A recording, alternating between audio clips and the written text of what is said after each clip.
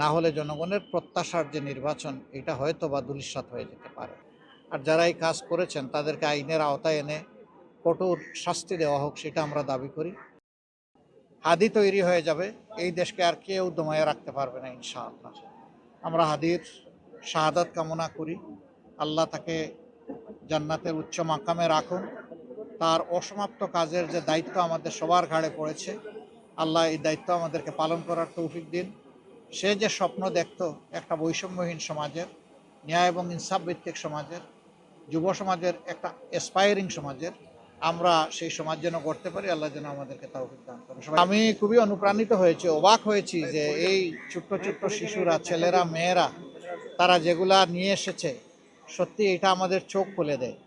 এটা প্রমাণ করে আমাদের দেশে প্রতিভা আছে। এটা আমাদেরকে বলে দেয় যে এই প্রতিভার পরিচর্যা করতে হবে, তাদেরকে বিকশিত করতে হবে। তাহলে আমাদের দেশেও আইনস্টাইনের চাইতে বড় বিজ্ঞানী তৈরি হবে ইনশাআল্লাহ। আমরা এটার প্রত্যাশা রাখি। আর যারা এই উদ্যোগগুলো নিয়েছে, ইনিশিয়েটিভ, তাদের সকলকে আমরা অন্তরের অন্তঃস্থল থেকে মোবারকবাদ জানাই। আল্লাহ তাআলার কাছে দোয়া করি এই মেধাগুলা দিয়ে আল্লাহ যেন এই জাতিকে সম্মানিত করে। জানিয়েছি, আমরা আরও জানাতে থাকবো। এটার আমরা নিন্দা জানাই। আমাদের ভাইয়ের জন্য আমরা শাহাদত কামনা করি। আর যারা এই কাজ করেছেন তাদেরকে আইনের আওতায় এনে কঠোর শাস্তি দেওয়া হোক, সেটা আমরা দাবি করি।